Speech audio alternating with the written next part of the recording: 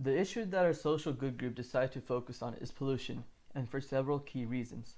Firstly, pollution is prevalent in our society, and although there is increased awareness through education and social media and better technology and techniques to combat pollution, it still shows no signs of stopping.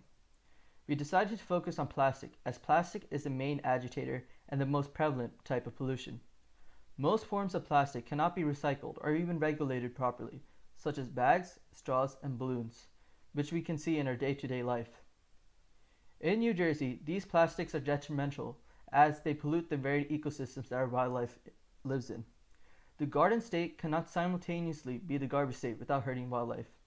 Waterways and forests are abundant, and they see a bulk of pollution due to the increased human population there. To maintain the sanctity of nature and the safety of animals and plants, pollution must be stopped. It is important to empathize with the population, for it is they who will be directly affected by the problem first, as well as solve the problem later on. A 2016 study by the New York/New Jersey Baykeeper Association found that 116 million microplastic particles are in New Jersey rivers. This is a massive amount of microplastics and can severely harm the wildlife of the rivers, as well as the people who navigate the rivers, as well as access food from these waterways. The Passaic and Raritan rivers were included. These are among the cleanest rivers in New Jersey, and the fact that they too include microplastics is a severe issue. Microplastics are harvested from these waterways using the submerged mesh net approach. The Raritan River Headwaters Association uses this approach in order to use nets in order to capture these microplastics. The process is very tedious and takes a very long time. And one issue is many microplastics may already have affected wildlife through being ingested and being drank. In addition, the net cannot access all types of microplastics, which is an issue. Major bans on plastics do not work. In Hoboken, complex workarounds were instituted, and they only banned plastic bags that were of a certain thinness. Thick plastic bags were allowed because they don't break up as easily. Therefore, all-encompassing bans are unrealistic and unpopular. The American people are directly affected by plastics. Microplastics build up in our bodies every day, and we use plastics as well on a daily basis. This is why we cannot immediately change our ingrained habits. Plastic bags are used every day by normal activities. They're essentially a symbol of American consumerism. Plastic bags carry the goods that we buy that maintain our economy's well-being. They're generated unconsciously by everyday activities. When's the last time you've carried something just from your house to another place using a reused plastic bag? Plastic bags are used every single day, not just for buying from stores, but also to carry things around the house and throughout the town. Unless the public's viewpoint changes, no ban on plastic bags will ever be feasible. They're just generated in an unconscious manner. People, therefore, need a solution that is out of sight and out of mind. It must be magical. And it's a gradual process that is more based on a civilian population, because technology just won't work.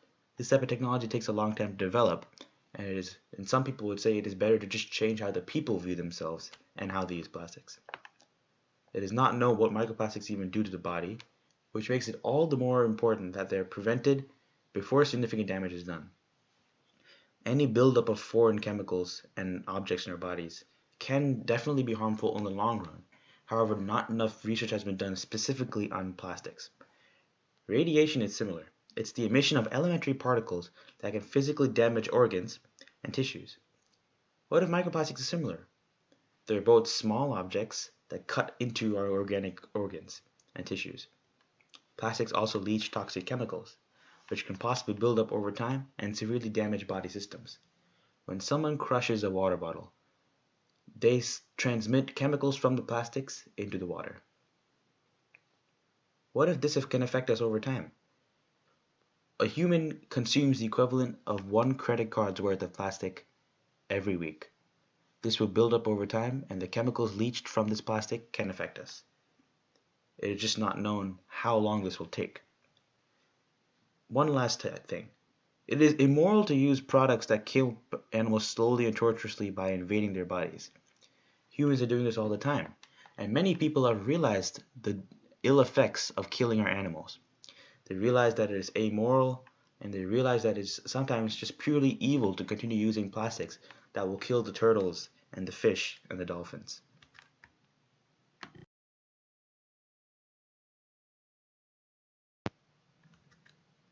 This video will demonstrate how microplastics have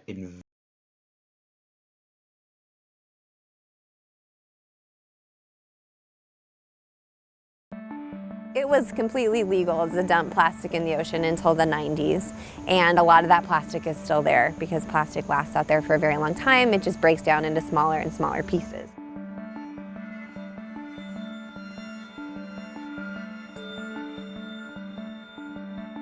We know that over 300 species of wildlife have ingested this material. It's been reported in animals, and so as it is eaten by animals, it actually can move up the food web.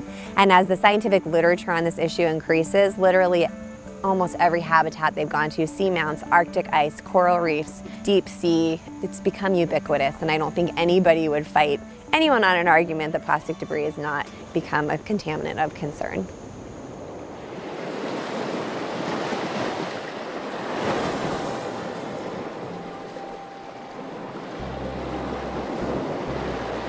We're collecting the samples by using a manta trawl. It's basically a big metal box with wings. It looks like a manta ray with a very long, about 12-foot mesh net off the back.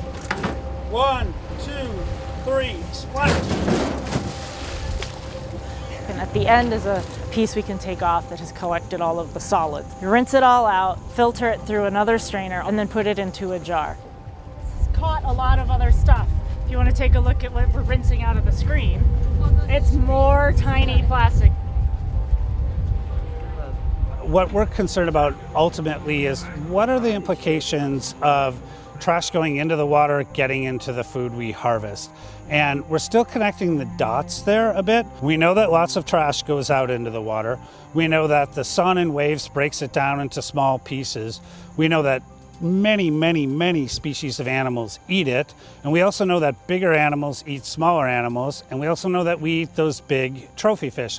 And so what we're really trying to figure out is how big a vector plastic is for transporting chemicals into the tissues of the animals that we eat every day.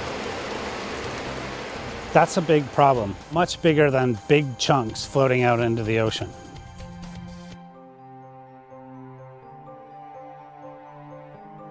We don't know exactly what that plastic is. We don't know where exactly it's coming from. And if we're trying to find policy and educational solutions to it, we need to know what we're targeting. We can't just ban plastic. That's not going to work. What kind of plastic is it, and what's the best policy route to reduce it? Is it a ban? Is it a fee? Is it market change? Is it education and behavior change work? What's the best way to tackle it? And until we know exactly what we're dealing with, we're not going to be able to design the right programs to address it.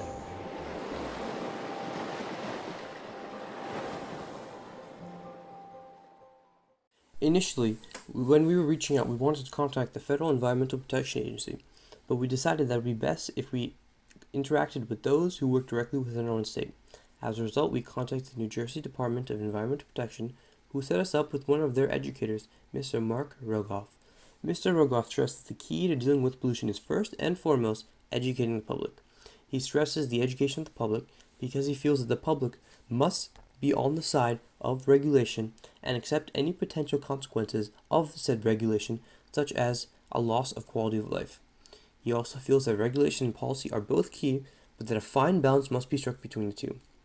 And finally, he feels that relying on future technological innovation is not a valid foundation upon which the solution to pollution can be found, because it is merely a form of procrastination which will make our problem and its impact on the environment worse. As to the specific issue we are solving, we are focused on water pollution in New Jersey. Specifically, water pollution caused by plastics and microplastics entering the waterways. We chose this specific field of water pollution because it is directly relevant to the general public and it has causes that are directly identifiable. At the same time, it must be noted that one of our constraints is reducing any potential impact upon the general public such that they support our regulations and solution.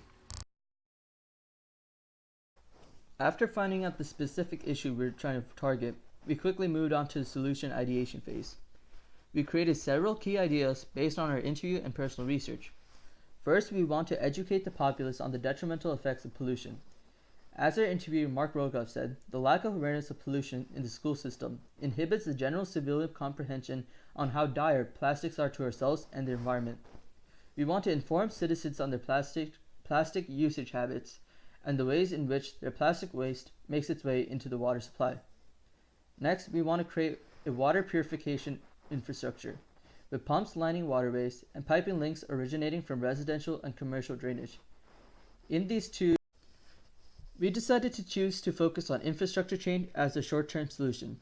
This is because infrastructure change provides for a quicker and more effective change in the short term and can noticeably affect the environment in a shorter period of time, as all we need to do is just implement the technology and let the technology do the work.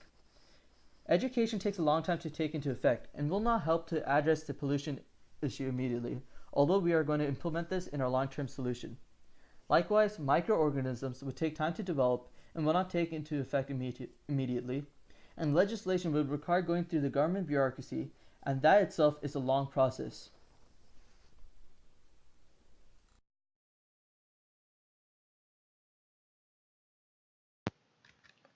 Here we can observe two traditional water filtration systems that we will alter in order to correctly and effectively capture microplastics. The well-known water filtration system is what we alter in order to fix the microplastic issue. Microplastics have a small polarization. Therefore, an extremely strong magnet can capture and attract these microplastics. That is why we thought a traditional mesh system that is laced with small neodymium magnets on the same scale as the microplastics themselves can effectively attract microplastics before they reach the waterways. This image demonstrates how the magnets will be implemented into our mesh system in order to capture microplastics. In summary, the solution we had to our problem is essentially a new water filter. With old water filter technology, advanced using suspended neodymium magnets that will be embedded or laced into the lattice structure of the filter. This will take advantage of the slight polarization of microplastics, which occurs in the process of being tumbled about in the water, and this polarization will allow it to attract into this filter, which will later be cleaned of all the microplastics so that they do not go into the ocean. This effective solution will work better than a mesh, which will sometimes not capture the extremely small microplastics that will get into the ocean and build up in animals' bodies. As to our long-term solutions, we have two main ideas that will help reduce plastic and microplastic in the waterways of New Jersey. First, we want to implement an educational campaign that teaches about the societal use and effects of plastics. We predict that this will take a long time because changing a person's mind does not happen overnight. To do this, we will include elementary school lessons, online and TV advertisements, with the hope that these will eventually change the minds of the general public and make them more receptive to regulation and acceptive of any potential loss in quality of life. The second part of our long-term solution is legislation banning microplastic generating products. This will end Wildcat Corporation creating these products, and it will be viable because it will be easy to enforce since the public will fully support it after implementing part 1 of our long-term solution. This will act as a symbolic end to the issue, boosting public morale regarding the state of the environment.